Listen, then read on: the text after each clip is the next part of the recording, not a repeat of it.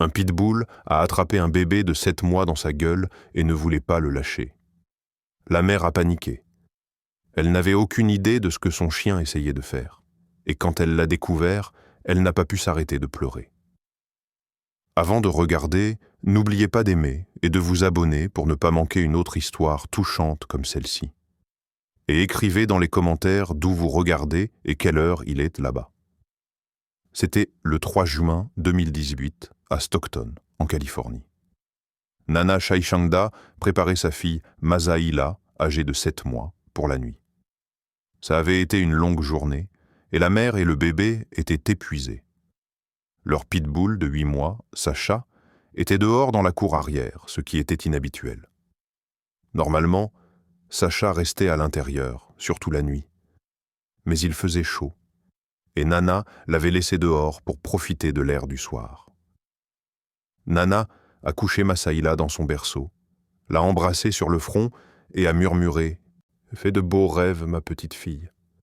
Les yeux de Masaïla se fermaient déjà, sa petite poitrine se soulevant et s'abaissant avec des respirations régulières. Nana a souri.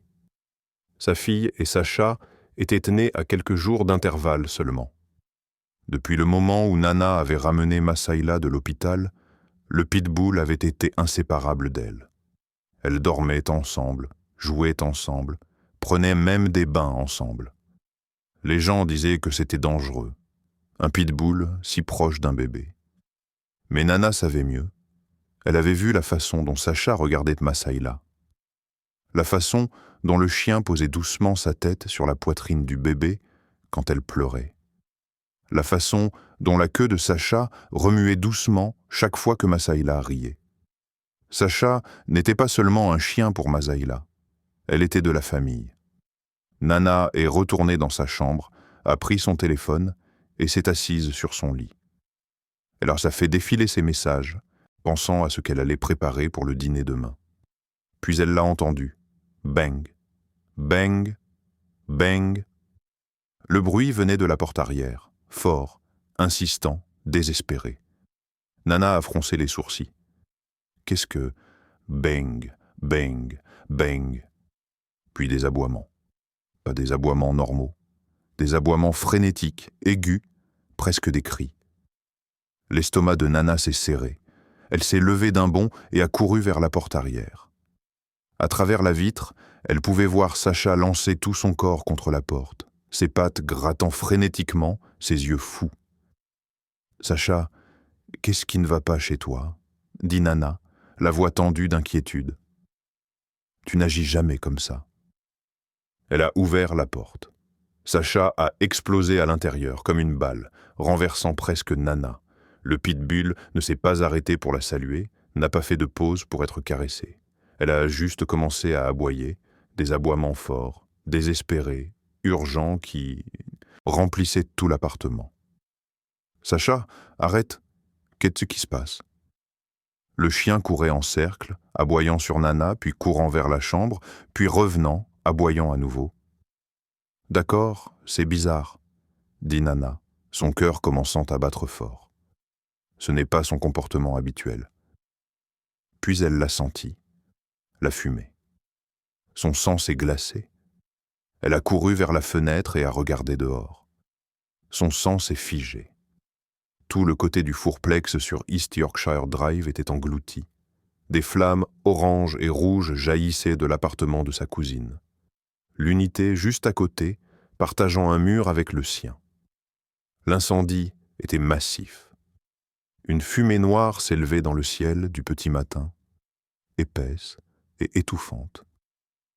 Elle pouvait entendre le rugissement des flammes, le craquement du bois qui se fendait, et le feu se propageait, vite. Elle pouvait le voir lécher le bord de son propre bâtiment, rampant vers son grenier. L'appartement de sa cousine était complètement détruit. Les fenêtres avaient explosé. Les murs s'effondraient vers l'intérieur, et son appartement était le suivant. « Oh mon Dieu !» souffla Nana. « Oh mon Dieu ! Oh mon Dieu !» Masaïla. Nana a fait volte-face et a couru vers la chambre du bébé, ses jambes tremblantes, son cœur battant dans sa poitrine. « Masaïla, Bébé, maman arrive !» Elle a fait irruption dans la chambre et s'est arrêtée net. Sacha était déjà là. Masaïla n'était pas dans son berceau, elle était sur le lit de Nana. Nana avait dû l'y mettre plus tôt quand elle était agitée, prévoyant de la remettre dans le berceau plus tard. Le pitbull se tenait sur le lit, sa tête baissée au-dessus du bébé. Et dans sa gueule, serrée doucement mais fermement entre ses dents, se trouvait la couche de Masaïla. Sacha tirait, traînant le bébé à travers le matelas, la tirant vers le bord du lit, essayant de la faire descendre, essayant de la sortir. La couche était tendue dans les mâchoires de Sacha, mais les dents du chien ne touchaient jamais la peau, juste le tissu, juste la couche. Sa morsure était contrôlée, prudente, précise. Masaïla dormait encore, complètement inconsciente, son petit corps bougeant tandis que Sacha la tirait par la couche. « Oh mon Dieu !» cria Nana. « Sacha, qu'est-ce que tu fais ?» Pendant une horrible seconde, l'esprit de Nana s'est vidé de terreur. Le chien avait le bébé dans sa gueule. Le chien la tirait. Mais ensuite, elle a vu les yeux de Sacha. Ils n'étaient pas fous ou agressifs. Ils étaient bandants concentrés, déterminés, urgents. Sacha n'attaquait pas Masaïla, elle essayait de la sauver. Nana s'est précipitée en avant et a pris Masaïla dans ses bras. Le bébé s'est réveillé, surpris, et a commencé à pleurer. « C'est bon, bébé, c'est bon, » dit Nana, la voix tremblante. « Maman te tient. » Elle s'est retournée vers Sacha. Le pitbull se tenait sur le lit, haletant, ses yeux fixés sur Nana et le bébé, son corps tendu. « Tu essayais de la sortir, » murmura Nana, les larmes coulant sur son visage. « Tu essayais de la sauver. » Sacha a aboyé une fois, bref, insistant. L'odeur de fumée était plus forte maintenant. Nana pouvait entendre des crépitements. Le feu se rapprochait. « D'accord, nous devons partir. Maintenant. » Elle a attrapé son téléphone sur la table de nuit, a serré Masaïla contre sa poitrine et a attrapé le collier de Sacha. « Viens, ma fille, viens avec moi. » Ensemble, elles ont couru. Nana a fait irruption par la porte d'entrée de son appartement à 23h07, seulement 7 minutes après que Sacha ait commencé à frapper à la porte. Masaïla pleurait dans ses bras. Sacha était près d'elle. Mais le cœur de Nana a bondi quand elle s'est souvenue, ses 2 autres enfants. Ils dormaient dans la chambre du fond. « Oh mon Dieu, les enfants !» haleta-t-elle.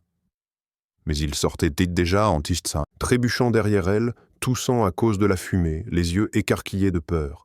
Ils s'étaient réveillés à l'odeur de fumée, au son des flammes crépitantes. Dieu merci. Tout le monde était sorti. Tout le monde était en sécurité. L'air nocturne était épais de fumée. Les flammes léchaient déjà le côté de son bâtiment. D'autres résidents couraient dehors, criant, paniquant. Nana a commencé à frapper aux portes, aux fenêtres. « Feu! Feu! Tout le monde sort !» D'autres résidents ont afflué hors de leur unité. Sa tante de l'unité de l'autre côté, des voisins de l'étage supérieur. En quelques minutes, tout le fourplex était évacué. Des gens en pyjama, serrant des animaux de compagnie, attrapant ce qu'ils pouvaient te porter. Sacha les avait tous sauvés. Nana a couru vers le parking, ses poumons brûlants de fumée, et a immédiatement commencé à composer le 911. « Il y a un incendie !» cria-t-elle dans le téléphone, la voix tremblante. Un incendie au fourplex sur East Yorkshire Drive. Tout le bâtiment brûle. « Madame, nous avons déjà reçu plusieurs appels, » dit calmement l'opératrice. « Les pompiers sont en route. Êtes-vous et votre famille sortis du bâtiment ? » « Oui. Oui, nous sommes sortis. Moi, mon bébé, mes autres enfants, mon chien, nous sommes dehors. » « Bien. Restez loin du bâtiment. Gardez tout le monde en retrait. Les pompiers arrivent dans moins de 2 minutes. » Nana a raccroché et a regardé en arrière. Le fourplex était maintenant un enfer. Des flammes jaillissaient de l'unité de sa cousine, de son propre grenier. Elle pouvait entendre le verre se briser, le bois s'effondrer. En quelques minutes, cela semblait être des secondes, des camions de pompiers ont débarqué dans le parking, gyrophares allumés, sirènes hurlantes. Les pompiers ont afflué, criant des ordres, déroulant des tuyaux, dirigeant de puissants jets d'eau sur les flammes, mais même pendant qu'ils travaillaient, Nana pouvait voir qu'il était trop tard pour son appartement. Trop tard pour celui de sa cousine. Tout était parti. Elle s'est effondrée à genoux sur le trottoir, tenant Masaïla serrée, ses autres enfants blottis autour d'elle, sanglotant. Tout ce qu'elle possédait. Ses vêtements, ses meubles, ses photos, ses souvenirs. Tout était parti. Mais ses enfants étaient en sécurité, tous. Et Sacha les avait sauvés. Le pitbull était assis à côté d'elle, pressé contre sa jambe, ses yeux fixés sur le bébé dans les bras de Nana. Nana a tendu la main et a passé un bras autour du cou de Sacha, enfouissant son visage dans l'épaisse fourrure du chien. « Merci », murmura-t-elle. « Merci, ma douce fille. Tu l'as sauvée. Tu les as tous sauvés. » Les pompiers ont travaillé pendant des heures pour maîtriser l'incendie. Ils ont réussi à sauver 2 des 4 unités du fourplex, mais l'appartement de Nana et celui de sa cousine étaient complètement détruits. Quand le chef des pompiers est venu lui parler, Nana était encore assise sur le trottoir, Masaïla endormie dans ses bras, ses autres enfants à côté d'elle, Sacha pressé contre son flanc. « Madame, pouvez-vous me dire ce qui s'est passé ?» demanda-t-il doucement. Nana s'est essuyé les yeux et a expliqué. Les aboiements, les coups à la porte, courir vers la chambre et trouver Sacha tirant Masaïla par sa couche. Les yeux du chef des pompiers se sont écarquillés.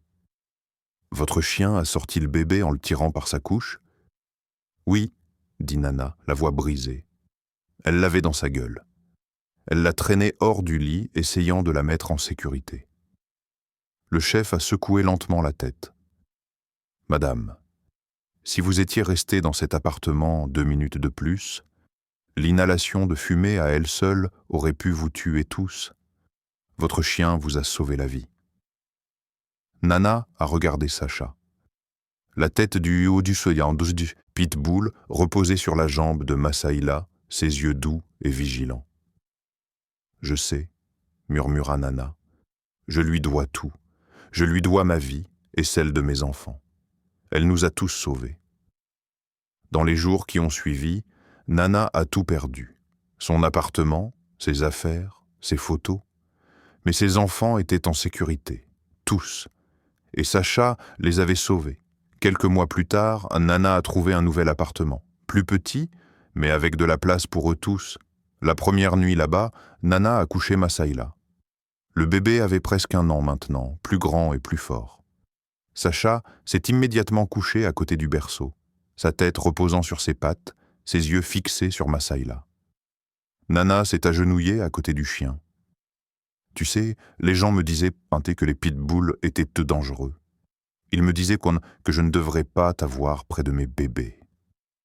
Sacha l'a regardé, ses yeux bruns calmes et stables. « Mais tu n'es pas dangereuse, » murmura Nana. « Tu es la raison pour laquelle mes enfants sont vivants. » Elle a embrassé la tête de Sacha. « Tu n'es pas seulement un chien, tu es de la famille. » Cette nuit-là, Masaïla a dormi paisiblement, et Sacha a dormi à côté d'elle, comme toujours, veillant, protégeant, aimant. Avez-vous aimé cette histoire ?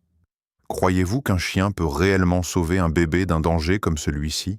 Oui ou non ? Faites-le nous savoir dans les commentaires ci-dessous. Si vous avez aimé l'histoire, abonnez-vous à cette chaîne et laissez un like. Merci beaucoup d'avoir écouté. À bientôt dans la prochaine vidéo. Passez une excellente journée.